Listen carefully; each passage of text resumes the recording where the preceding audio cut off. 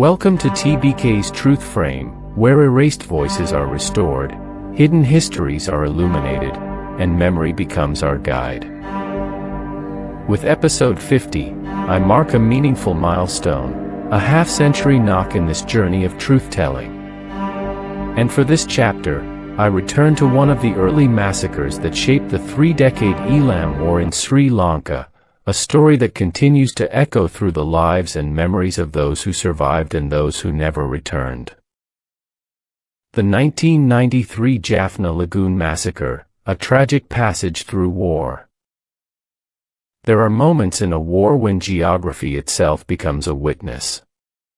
A stretch of water. A narrow channel. A lagoon that once fed fishermen and carried families across its calm surface. And then, suddenly, it becomes a grave. On January 2, 1993, the Jaffna Lagoon, known also as the Kilauea Lagoon, became one such witness. What happened there was not a battle. It was not an exchange of fire between two armed groups. It was a massacre of civilians who were simply trying to cross a body of water that had become their only lifeline. This is the story of that day. And it is also the story of how war turns ordinary journeys into fatal passages. The landscape of a war-torn peninsula. By 1993, the Sri Lankan civil war had already carved deep wounds into the island. The Jaffna Peninsula, home to hundreds of thousands of Tamil civilians, was cut off from the rest of the country. The Elephant Pass military base sealed the land route. The LTTE, controlling the peninsula, restricted movement on their side as well. And so, for the sick, the elderly, students, traders, and families, the lagoon became the only road left. Crossing the lagoon was not an act of rebellion. It was an act of survival. But even that route was dangerous. In the weeks leading up to January 2, at least 15 civilians had already been killed trying to cross. Boat operators stopped their services out of fear.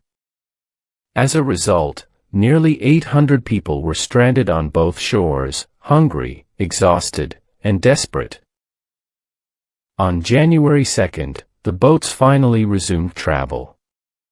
People climbed in, 15 to 20 per boat, hoping only to reach the other side.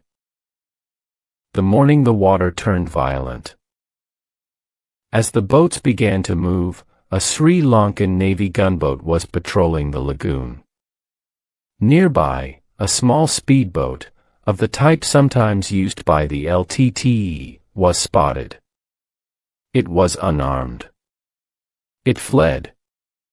And that moment, that single movement across the water, appears to have triggered what followed. The Navy opened fire. Not for seconds. Not for warning. But for up to 30 minutes, according to survivors. These were not combat boats. They carried women, children, students, fishermen, and elderly passengers.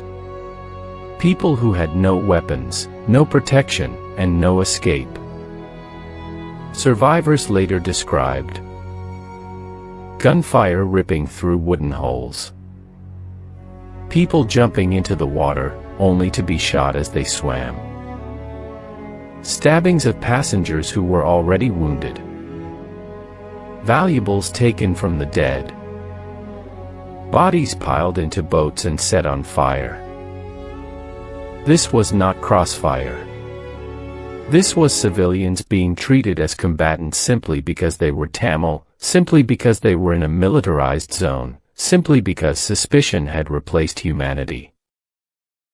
The aftermath, bodies without names. When the firing stopped, the lagoon was silent again. But the silence was different. It was the silence that follows horror. 35 bodies were eventually recovered. Many were mutilated or burned beyond recognition. Only 18 could be identified. The rest were buried without names, without the dignity of being claimed by the families who waited for them. 5 survivors were taken to the Kilinachi District Hospital. One of them later died. Their testimonies would become the backbone of human rights reports, including those by the UTHR-J and the Red Cross. Eyewitnesses described Navy personnel towing boats filled with corpses and setting them ablaze. Fire on water. A final attempt to erase what had happened. The official narrative and the unanswered questions.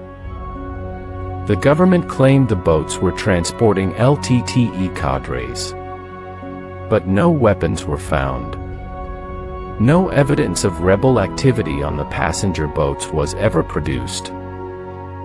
The massacre took place in a militarized, no-go zone, where the assumption was simple and deadly: if you are here, you must be a threat.